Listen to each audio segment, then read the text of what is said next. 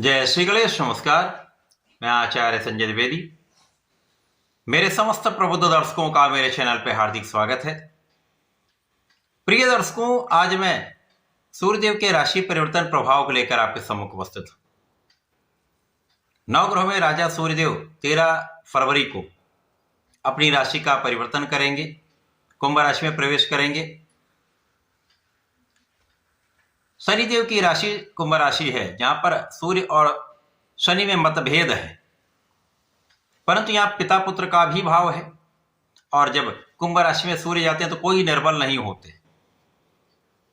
यदि स्थितियों का अवलोकन करें तो वहां पर पहले से ही बुध और शुक्र का गोचर चल रहा होगा, जिसके कारण सूर्य और बुध का बुधादित्य योग बनेगा, रवि शुक्र योग बनेगा, तथा इस युति प्रभाव पर राहु के युति संबंध का भी प्रभाव प्राप्त होगा, क्योंकि राहु भी वहां पर गोचर कर रहे हैं, जिसके कारण सूर्य पर ग्रहण लग जाएगा।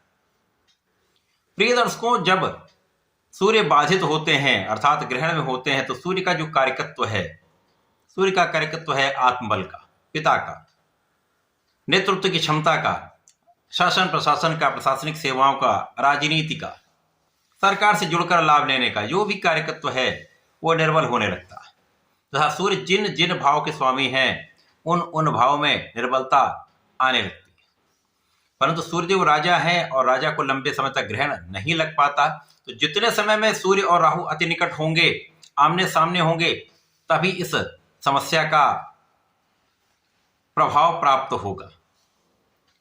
प्रिय दर्शकों, आज मैं कन्या राशि के लिए, जो बुध की राशि है, सूर्य के इस राशि परिवर्तन में जो योग बन रहे हैं, जो युति संबंध बन रहे हैं, उनका क्या परिणाम प्राप्त होगा, राहु के साथ जो योग बनेगा उसका क्या दुष्परिणाम होगा, और इन सबसे आप पार पाते हुए कितना लाभ ले सकते हैं, अथवा कहीं पर कोई समस्या या अवरोध है तो उसका क्या निराकरण है, संपूर्ण विश्लेषण मैं पूर्ण तर्क के साथ करने जा रहा हूं। प्रिय दर्शकों, इस राशि फल को आप अपने लग्न तथा राशि दोनों के अनुसार देख सकते हैं। अब कन्या राशि के लिए यदि हम अवलोकन करें तो सूर्यदेव आपके व्यय भाव के स्वामी, 12th हाउस के लॉर्ड हैं, और इनका गोचर आपके 6th हाउस, षष्ठम भाव में आरंभ हो रहा है। षष्ठम भाव भी त्रिक भाव है, द्वादश भाव भी त्रिक भाव है, परंतु सूर्यदेव को कोई त्रिक दोष नहीं लगता है, तो सूर्य को किसी प्रकार की निर्बलता नहीं मिलेगी। परंतु चूंकि राहु के साथ इनका योग बनेगा तो जब ग्रहण दोष होगा तो समस्याएं जो हैं वो तो होंगी, परंतु बाकी का समय सूर्यदेव कुछ विशिष्ट प्रभाव भी देंगे। यहां पर सूर्यदेव विपरीत राजयोग में भी होंगे, जिसके कारण कुछ विशेष लाभ की प्राप्ति अवश्य होगी।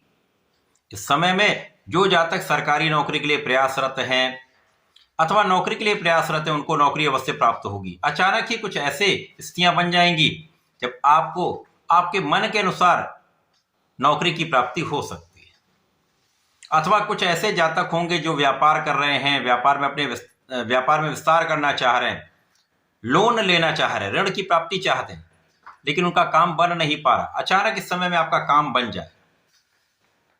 इस समय में सरकारी तंत्र से, सरकार से जुड़कर प्रशासनिक सेवाओं से अच्छा लाभ प्राप्त हो सकता है। परंतु इस समय में सावधानी कहाँ रखनी है कि कोई भी काम जो आप करते हैं उसको पूर्ण निष्ठा के साथ करिए। किसी प्रकार के गलत मार्ग से धन लेने से बचिए, किसी प्रकार के गलत मार्गों से धन अर्जित करने से बचना ही होगा। अब इस समय यदि हम अवलोकन करें तो गुरुदेव बृहस्पति की दृष्टि का प्रभाव जो यहां पर आपके 10वें भाव में है, इस भाव पर भी है, सूर्य बुध शुक्र और राहु पर भी है, जिसके कारण राहु संतुलित होंगे।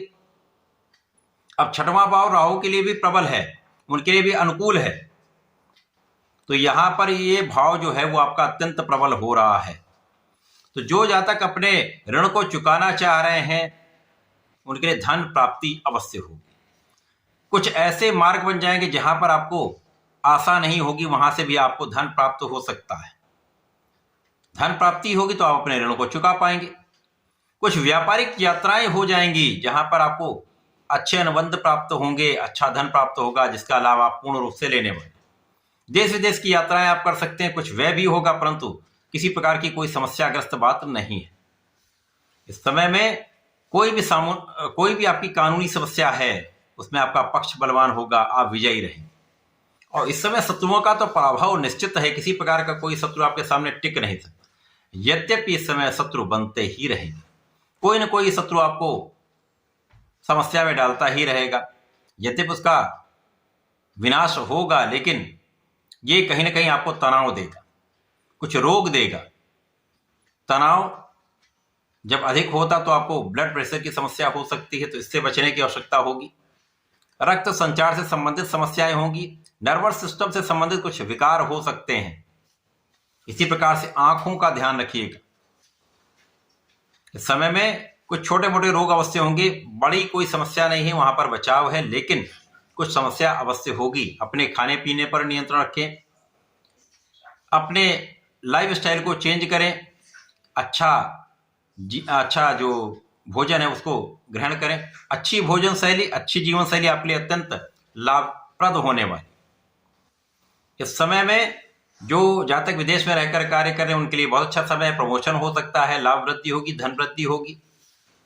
जो देश विदेश से संबंधित कार्यों में है, उनसे संबंधित नौकरी में है, उससे संबंधित प्रोफेशन में है या कला जगत में है, तो नए अवसर, बड़े अवसर, बड़ा लाभ अवश्य प्राप्त होगा। अब जब ये ग्रहण के प्रभाव में आएंगे तो जैसा जो रोग अभी डिस्कस किया है वो रोग अवश्य हो सकते हैं, तो बहुत ध्यान देंगे। जब ग्रहण का प्रभाव पूर्ण रूप से होगा तो आपका आत्मबल कम हो जाएगा, उतना विवेक आपके अंदर नहीं रह जाएगा, जिसके कारण निर्णयों में कुछ समस्या आ सकती है। तो गलत निर्णय कहीं ना कहीं हानि भी करा सकते हैं, कुछ व्यय करा सकते हैं, बिना कारण के कार्यों में आपका धन व्यय हो सकता है, कुछ आपके स्वास्थ्य में व्यय हो सकता है, तो यहां ध्यान देने की आवश्यकता है। कानूनी समस्याओं में कुछ व्यय हो सकता है, तो ये जब ग्रहण का प्रभाव होगा तो ये समस्याएं आएंगी। बाकी के समय में आपका जो प्रभाव है वो बढ़ेगा, कार्यक्षेत्र में उन्नति का योग बनेगा। यदि आप प्रॉपर प्लानिंग करेंगे, पूर्ण रूप से योजनाबद्ध कार्यशैली आपकी होनी चाहिए। इसी प्रकार से पूर्ण परिश्रम सही दिशा में करना चाहिए। यदि आप सही दिशा में प्रयत्न करते हैं, सोच विचार कर कार्य करते हैं, तो आपके कार्यक्षेत्र में बड़ी समस्या नहीं है। लेकिन यहां पर भी आपको पूर्ण निष्ठा के साथ अपने काम को करना, किसी प्रकार की लापरवाही समस्या का कारण बन सकती, तो यहां ध्यान देने की आवश्यकता हो। यद्यपि इस समय परिवार का सहयोग मिलता रहता है, आपके पिता का सहयोग मिलता रहता है, घर के बड़ों का आशीर्वाद मिलेगा और धन का नियमित मार्ग यहां पर बन जाएगा। इस समस्या का समाधान करने के लिए, इस समय का उपयोग करने के लिए आपको नियमित रूप से भगवान गणपति की आराधना करें। ओम गंग गणपतये नमः का एक माला का जप अवश्य करें। सूर्यदेव को जल दें। ओम आदित्याय नमः का 27 बार जप अवश्य करें। तथा इस समय में गणपति श्रोतम का या गणपति अथर्वशीर्ष का पाठ करते हैं या सुन लेते हैं तो विशेष लाभ आपको मिले। राहु भी बैलेंस हो जाएंगे और समय का कम से कम नकारात्मक प्रभाव मिलेगा, लाभ की मात्रा बढ़े। तो ऐसा करके इसका उपयोग करें। धन्यवाद, नमस्कार।